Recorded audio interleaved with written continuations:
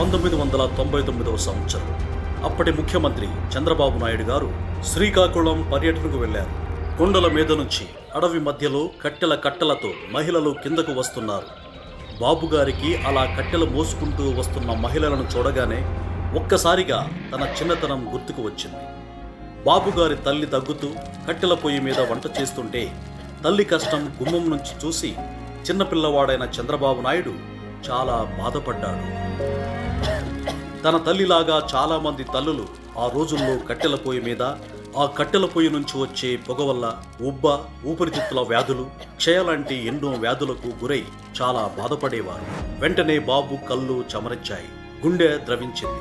అంతే, తన తల్లిలా ఉమ్మడి ఆంధ్రప్రదేశ్లో ఏ తల్లి కట్టెల పొయ్యితో బాధపడకూడదు అని ఒక నిర్ణయం తీసుకున్నారు.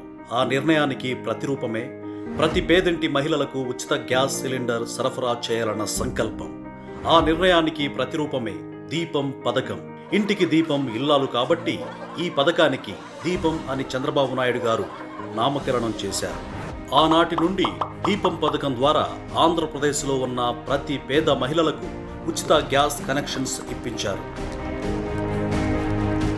మహిళలందరికీ కట్టెల పొయ్యి కష్టాలు తీరిపోయాయి. 1995 జూలై 5వ తారీఖున దీపం పథకం ప్రవేశపెట్టి ఆ రోజుల్లోనే 32,68,675 ఉచిత గ్యాస్ కనెక్షన్స్ ఇప్పించారు. చంద్రబాబు నాయుడు గారు ప్రవేశపెట్టిన దీపం పథకం స్ఫూర్తితో దేశంలో అనేక రాష్ట్రాలు ఉచిత గ్యాస్ కనెక్షన్ల పథకాన్ని ప్రవేశపెట్టాయి. ఆనాటి నుండి ఉమ్మడి ఆంధ్రప్రదేశ్లో ఈ దీపం పథకం నిరాటంకంగా కొనసాగుతూనే ఉంది. కాలక్రమంలో ఎన్నో పరిణామాలు జరిగాయి. రాష్ట్రం రెండుగా విడిపోయింది. ఈ కాలక్రమంలో నవ్యాంధ్ర రాష్ట్రానికి 2019 నుంచి 2024 వరకు చీకటి రోజులు వచ్చాయి. ఈ 5 ఏళ్లు గత ప్రభుత్వం అన్యాయం, అక్రమాలు, అరాచకాలు, దోపిడీలు, కబ్జాలతో ప్రజలు ఎన్నో విపత్కర పరిస్థితులు ఎదుర్కొన్నారు. గత ప్రభుత్వం తమ స్వార్థం కోసం తప్ప రాష్ట్ర అభివృద్ధి, ప్రజల శ్రేయస్సు అస్సలు పట్టించుకోలేదు. దీని వలన రాష్ట్రంలోకి పరిశ్రమలు రాక, ఉపాధి, ఉద్యోగాలు లేక ప్రజలకు ఆదాయ వనరులు తగ్గిపోయాయి. దీనికి తోడు నిత్యావసర వస్తువులు ధరలు బాగా పెరిగిపోయాయి. 400 రూపాయలు ఉండే గ్యాస్ ధర 1100కు పెంచారు. అసలే ఆదాయం లేక అవస్థలు పడుతున్న ప్రజలు పెరిగిన గ్యాస్ ధరలతో చాలా ఇబ్బందులు పడ్డారు. ఇంటికి నిత్యావసరమైన గ్యాస్ సిలిండర్ కొనుక్కోవడానికి మహిళలు చాలా ఇబ్బంది పడ్డారు. ఈ విషయం చంద్రబాబు నాయుడు గారి దృష్టికి రాగానే చాలా కలత చెందారు. ఆంధ్రప్రదేశ్ మహిళలను గ్యాస్ కష్టాల నుంచి బయటపడేయాలని ఉమ్మడి కూటమి మేనిఫెస్టోలో దీపం 2.0 పథకాన్ని హామీ ఇచ్చారు. ఈ దీపం 2.0 ద్వారా ప్రతి మహిళకు ఏడాదికి 3 ఉచిత గ్యాస్ సిలిండర్లు ప్రభుత్వం అందిస్తుంది. ఎన్నికల మేనిఫెస్టోలో ఇచ్చిన మాట ప్రకారం దీపావళి రోజున కూటమి ప్రభుత్వం ఏడాదికి 3 ఉచిత సిలిండర్లు ఇచ్చేందుకు దీపం 2.0 పథకానికి శ్రీకారం చుట్టింది. 2024 అక్టోబర్ 29 నుండి ఉచిత బుకింగ్లు ప్రారంభం చేశారు. ఆనాటి దీపం పథకం పేద మహిళలకు ఉచిత గ్యాస్ కనెక్షన్ అందిస్తే, ఈనాటి దీపం 2.0 పథకం ప్రతి పేద మహిళకు 3 ఉచిత గ్యాస్ సిలిండర్లు అందిస్తుంది.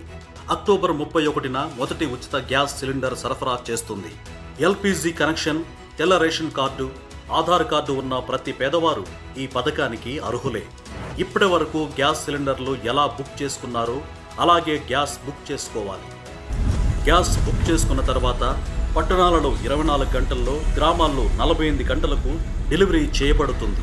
డెలివరీ సమయంలో లబ్ధిదారులు సిలిండర్ ధరను చెల్లించాలి. డెలివరీ అయిన 48 గంటల తర్వాత లబ్ధిదారుల బ్యాంక్ అకౌంట్లోకి సిలిండర్కు చెల్లించిన సొమ్ము మొత్తం జమ అవుతుంది. ప్రతి ఏడాది మొదటి సిలిండర్ మార్చి 31 లోపు, రెండవ సిలిండర్ జూలై 31 లోపు, మూడవ సిలిండర్ నవంబర్ 30 లోపు ఎప్పుడైనా బుక్ చేసుకోవచ్చు.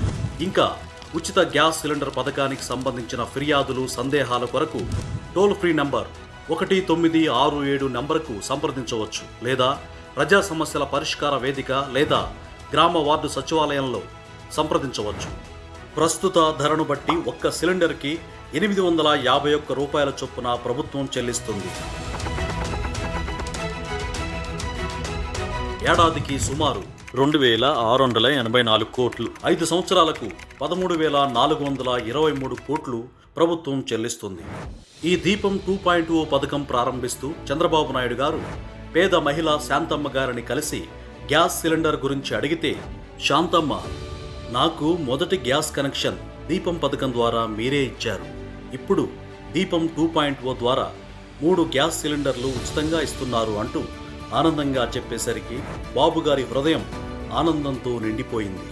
అక్కడ శాంతమ్మ ఇంట్లోనే స్వయాన టీ చేసి అందరికీ ఇచ్చి బాబుగారు తన ఆనందాన్ని అందరితో పంచుకున్నారు.